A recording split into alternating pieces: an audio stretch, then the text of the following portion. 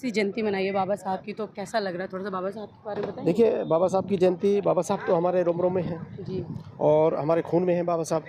जैसे कि आपने कार्यक्रम सुना, और बाबा साहब थे तभी हम हैं, जी। और हम उन्हीं की ही संतान हैं, और आज जो भी हैं बाबा साहब की वजह से हैं। और बाबा साहब की जयंती का कार्यक्रम हम प्रतिवर्ष करते हैं और हर साल इस तरह धूमधाम से मनाते हैं। अच्छा, आपकी जो एसोसिएशन है पंचशील, ये क्या कार्य करती है? Panchsheel social cultural and welfare society, जैसा कि आपके नाम से ही सुना है, हमारी एक्टिविटीज़ बाबा साहब की जयंती के अलावा बुद्ध पूर्णिमा का हमारा नियमित प्रोग्राम है, और कैरियर काउंसलिंग के भी हम प्रोग्राम करते हैं।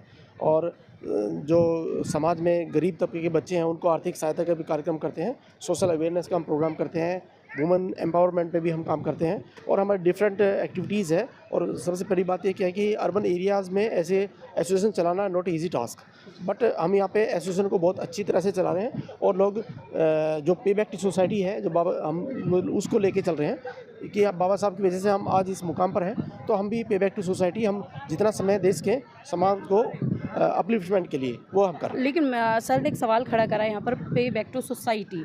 अक्सर मैंने देखा है कि मंचों से बाबा साहब का ये नारा हमेशा दिया जाता है, पे बैक टू सोसाइटी, लेकिन जब ये कार्य करने की बात आती है तो तमाम लोग जो सिर्फ अपने घर को देखते हैं, ना कि समाज को देखते हैं। वो कहते हैं समाज मर रहा है तो मरे, हमें क्या लेना देना, हम अपने घर को देखेंगे। तो आप पे बैक टू सोसाइटी फिर कैसे करते हैं? देखिए, मैं आपको बताऊं, मैं गांव मुखमेरपुर से हूं, जी, और जब मैं कॉलेज में पढ़ता था तब से मैंने बाबा साहब को थोड़ा पढ़ा, और बाबा साहब को पढ़ा और उनको माना।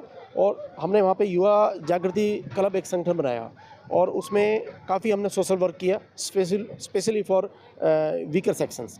उसके बाद हम जॉब में भी आ गए, तब भी हम समाज से जुड़े रहे, और युवा एकता शक्ति संगठन हमने बनाया। वहाँ पे जब युवा थे, हम जॉब में आने के बाद तो मैं उसका चीफ एडवाइज़र था, और युवाओं को सही दिशा निर्देश भी हम देते रहे। और आज भी मैं गवर्नमेंट सर्वेंट भी हूँ, लेकिन हम इस मिशन मूवमेंट से जुड़े हुए हैं। और हमने ये कहा कि भी हमने जो अच्छा किया है, हमने किसी पर एहसान नहीं किया, हमने बाबा साहब का कर्ज उतारा है और हम उतार रहे हैं, और बाबा साहब के ऋणी हम हैं। और जब तक जीवित रहेंगे उस ऋण को उतारने में सामाजिक समानता की लड़ाई, और समाज को ऊपर उठाने की लड़ाई, और समता, बंधुता, भाईचारा ये पनपता रहे, और समाज आगे बढ़े, शिक्षित बने, आगे रहे। तो इसी उस पर उद्देश्य पर हम आगे चल रहे हैं। लेकिन बाबा साहब की जैसे आपने बात करी, बाबा साहब के नारे भी आपने बताए शिक्षित होने के लिए। तो बाबा साहब के 3 नारे थे, शिक्षित बनो, संगठित रहो, संघर्ष करो। आज तमाम लोग जो दलित समाज के लोग हैं, शिक्षित तो हो गए, संगठित कहीं ना कहीं जो नहीं हो पा रहे हैं, और संघर्ष तो वो कर ही नहीं रहे हैं। देखिए, मेरे भी 2 बच्चे हैं, दोनों बहुत सारे इंजीनियर्स।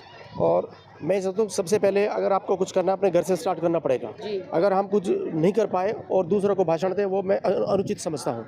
हम अपने आप को भी स्ट्रॉन्ग करना पड़ेगा, और जब हम अपने आप तभी हम किसी को कह सकते हैं। हम दूसरों को कहें और हम जीरो रहें, और दूसरों को कहें तुम हीरो बनो, ऐसा तो संभव नहीं है।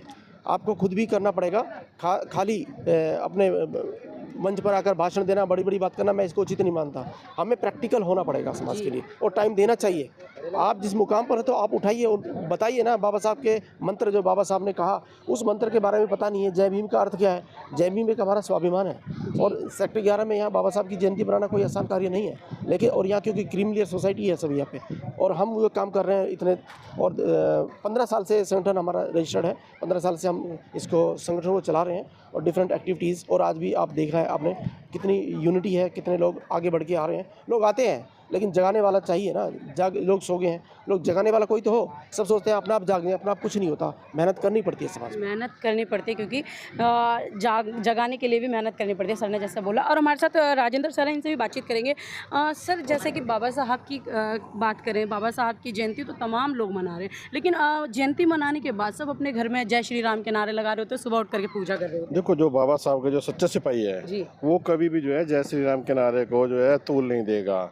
हम सिर्फ बाबा साहब के नारों पर ही ध्यान देते हैं। बाबा साहब को ही जो कारवां है उसी को आगे लेकर चल रहे हैं। आपने अभी कहा कि बाबा साहब की जो बात करता है वो बाबा साहब के अलावा जय श्री राम के नारे को तूल नहीं देगा। लेकिन देखा जाए जो अभी महाकुंभ में दलित थे सबके सब, और वही दलित 14 अप्रैल पे जयंती मना रहे थे, और वहाँ महाकुंभ में पाप मिटा रहे थे। देखो, उनमें से ज़्यादातर जो आप कुंभ के एग्जाम्पल दे रहे हैं, जी। वो जो अशिक्षित है, मैक्सिमम जो है 80% लोग वो गए होंगे जिन्होंने शिक्षा ग्रहण कर लिया है। जो बाबा साहब को जिन्होंने पढ़ लिया है, वो कभी भी इस पाखंड और अंधविश्वास की तरफ नहीं जाएगा। हम वो लोग हैं जो पाखंड और अंधविश्वास को दूर करने के लिए लगे हुए हैं। तो बाबा साहब की जो मतलब विचारधारा थी, हम उसी विचारधारा को आगे लेकर चल रहे हैं। आप ये देख रहे हो रोहिणी सेक्टर 11 है, जी। ये यहाँ पर जो है सवर्ण जातियों का पूरा जो है होल्ड है, उसके बीच में भी हम जो है यहाँ पर बाबा साहब के विचारों को प्रकट कर रहे हैं, बाबा साहब की जो विचारधारा को लोगों के बीच में फैला रहे हैं। कहीं ना कहीं जो है ये कारवां जो है आगे बढ़ेगा और पे बैक टू सोसाइटी की जो बात होती है तो हम जो है लोगों को जगा रहे हैं। जो लोग यहाँ पर जो है अपने आप को ये कहने से शर्माते थे कि हम जो है एससी कैटेगरी से हैं, एसटी कैटेगरी से हैं, जो हम छुपाते थे, आज वही लोग आप देख रहे होंगे कि कितने 300-400 के बीच में पब्लिक यहाँ पर जो है सारी बैठी हुई है। वो कोई शर्म नहीं करती है, अब वो खुल के बताती है कि हम जो है बाबा साहब के सिपाही हैं और हम जो है अब डरेंगे नहीं। लेकिन अगर देखा जाए तमाम लोग जो बाबा साहब की बात करते हैं, दलित समाज की अगर हम फिर से बात करें, दलित समाज में कहा जाता है कि सिर्फ एक जाति है जो बाबा साहब का आरक्षण लेकर के खा गई और जितने पीछे की जो जातियां रह गई उनको उन्होंने एक बूंद भी खाने नहीं दिया। तो आज कहीं ना कहीं भाईचारे को तोड़वाने के लिए आरक्षण की भी बात कर दी गई। देखो ये जो सवर्ण समाज है ये चाहते ही नहीं कि बाबा साहब के जो विचार हैं उसको जो है आगे तक ले जाया जाए। जी। बात रही कि एक ही जाति जो है आगे गई है, तो जब आरक्षण का जो लाभ मिला था, जो बच्चे स्कूलों में गए, कॉलेजों में गए हैं, जो पढ़ लिख गए, जो बाबा साहब के विचारों को समझ गए, वो आगे बढ़ गए। और इसमें जो यदि कोई दूसरी जाति है जो नहीं आगे बढ़ पाई है तो उसमें किसी एक जाति को हम ये नहीं कह सकते कि उन्होंने किसी का हक खा लिया है। जो पढ़ा है वो आगे गया है और जो दूसरी जातियां भी जो अभी पढ़ेंगी, जो आगे जा रही हैं, तो वो अपना हक जो है पूरा ले रही है। किसी एक जाति का कोई दबदबा नहीं है। चलिए, किसी एक जाति का दबदबा नहीं है, जो पढ़ेगा लिखेगा वो आगे बढ़ेगा। सर से एक चलते हुए आखिरी सवाल ले लेते हैं। सर, भारत के अंदर दो विचारधाराएं इस वक्त काम करी, एक ब्राह्मणवाद और एक अम्बेडकरवाद। लेकिन देखा जाए अगर अम्बेडकर का कहीं जिक्र होता है या कहीं बात आती है तो उसी वक्त दलितों पर शोषण होना शुरू हो जाता है। ऐसा क्यों? देखिए, ये आज की बात नहीं है, ये कोई नई बात नहीं है। ये देश में 5000 साल का यदि हम इतिहास देखें तो कुछ ऐसी व्यवस्था थी कि जिन्होंने कुछ जातियों को, विशेषकर कुछ समुदाय को, जो कि यहाँ बहुजन समाज या बहुसंख्यक लोग जो थे, उनको दबा कर रखा गया, जातियों में बांटा गया, उनका आर्थिक शोषण किया गया। तो अब कहीं ना कहीं वो बात, जब वो लोग जागरूक हो गए हैं तो वो जो जागरूक हो चुके हैं लोग, वो लोग अब अपना हक मांग रहे हैं, अपना हक मांग रहे हैं। जिस तरीके से हम कहेंगे कि एक ही बाप के 4 बेटे थे और 4 बेटों में से सबको एक एक रोटी का अधिकार था, पर लेकिन जो ताकतवर था वो 2 रोटी खा रहा था। आज वो जो छोटा वाला बच्चा था वो आज बड़ा हो गया तो अपना अधिकार मांगने लगा। वो आज कह रहा है कि मैं अपने हिस्से की रोटी जरूर लूँगा।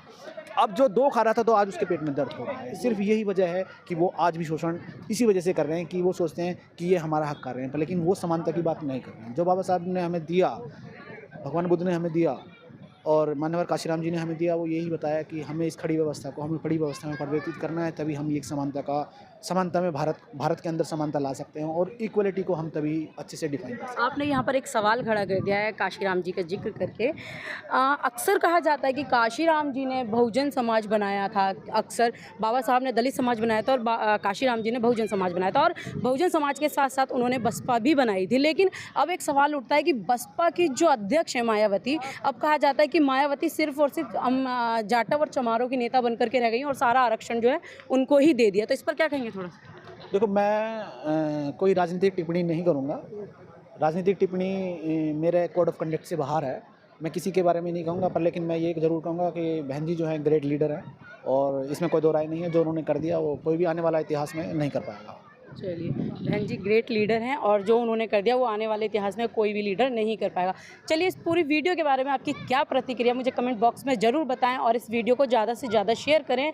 और एक बार मैं फिर बैनर को दिखाना चाहूँगी, पंचशील सोशल एवं कल्चर वेलफेयर एसोसिएशन जो यहाँ की बनी हुई है, ये अक्सर 15 सालों से लगातार काम कर रहे हैं, बच्चों को शिक्षित करने का काम कर रहे हैं। और ये मैं जो एसोसिएशन हमेशा दिखाती हूँ, कहीं ना कहीं काम तो कर रही है, लेकिन मैंने पुरानी एसोसिएशन भी दिखाई जो सिर्फ अपना घर भर रही है। बाकी इस वीडियो को ज़्यादा से ज़्यादा शेयर करिएगा और कमेंट बॉक्स में मुझे ज़रूर बताइएगा कि आपको ये वीडियो कैसी लगी।